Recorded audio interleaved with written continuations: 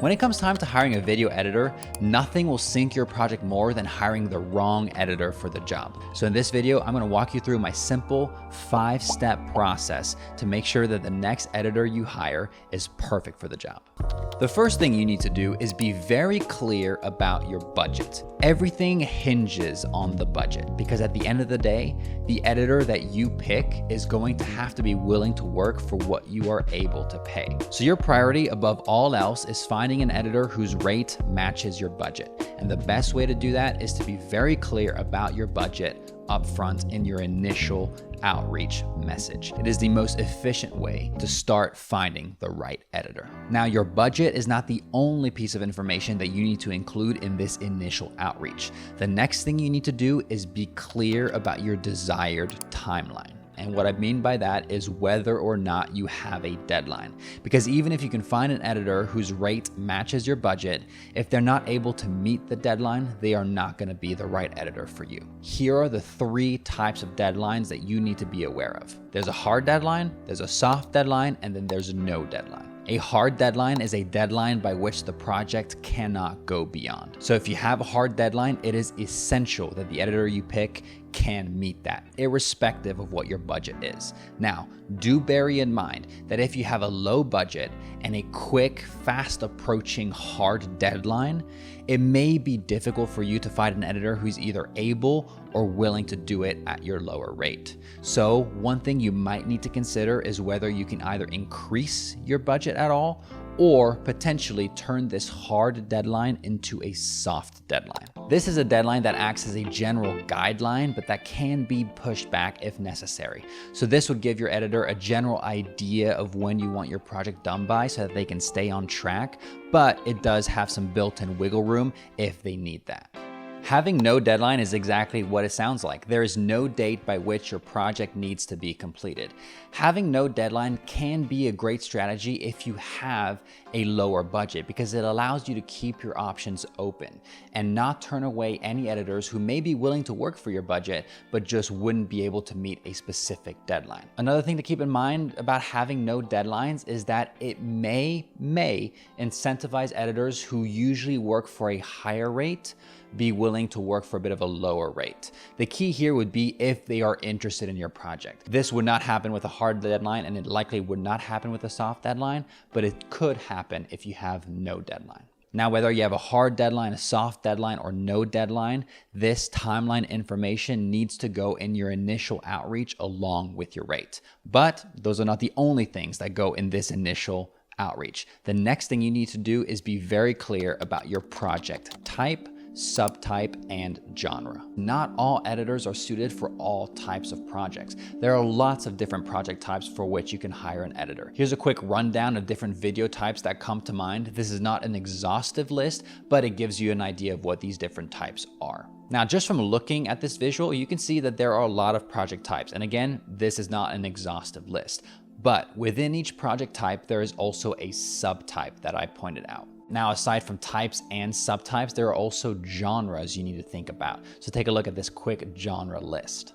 In a perfect dream world scenario, you can find an editor whose experience matches your project type, subtype, and genre. This is most likely to be the case if you have a higher budget because you can cast a wide net and be selective with who you choose. However, if you have an intermediate or a lower budget, you may need to compromise a little bit, and that is okay. That is perfectly normal and very common.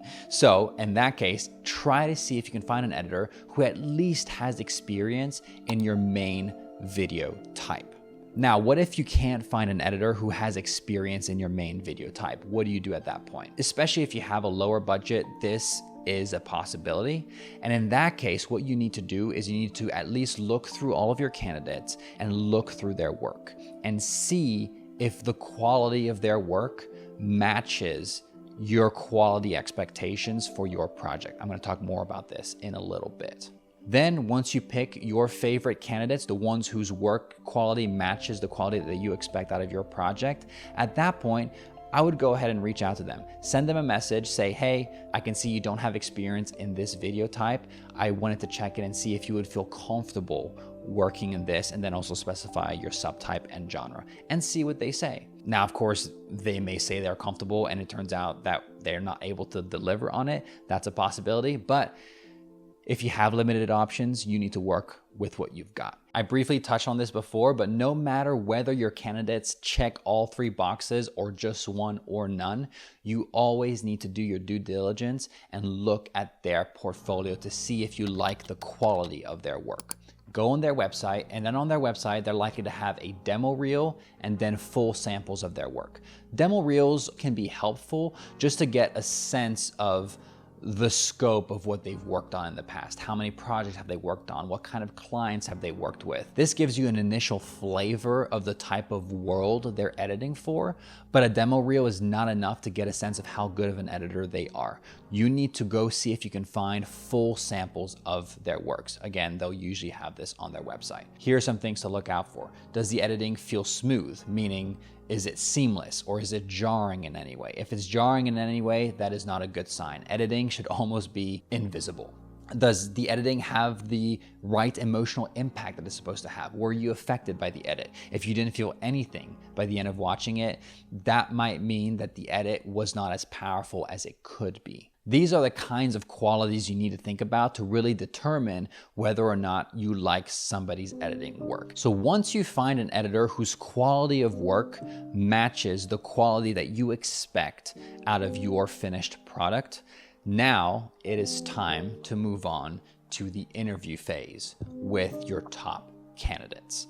And when you do that, there's one thing you need to look out for, is make sure that they are a good personality fit.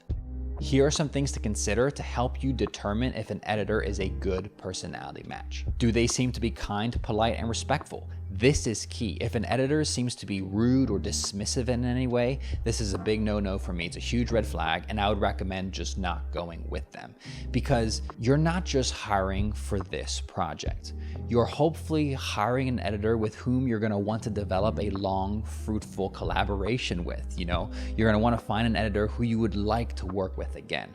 So if they're rude or just nasty or not kind in any way, do not go with them, because it's a waste of your time and it's going to make the editing experience bad, and you're likely going to get a worse product because of it. Another thing is, are they enthusiastic about the project? You want to find somebody who seems to care about the project, somebody who's excited to get their hands on it, not somebody who seems to be above it in any way. Enthusiasm is like a hard thing to describe. It's just something that you feel, but you need to get the sense that the editor is willing to give your project the time, attention, and care that it deserves. The other thing would be, does their workflow and communication style work for you? Editors will all have their own way of working, their own preferences. For example, one editor might want you to just give them the project and then you leave them alone. They edit and then they'll contact you when they have something for you to look at.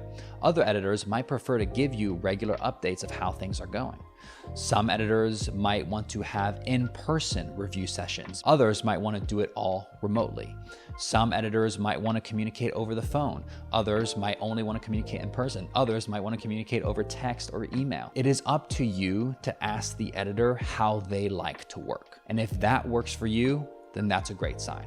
But if there's anything that they say that does not work for you, for example, if you think it's very important that you be there for in-person review sessions, but they only want to do remote, if they're not willing to be flexible on that, it might be better worth your while in the long run to take more time and really find an editor whose style of working is compatible with yours.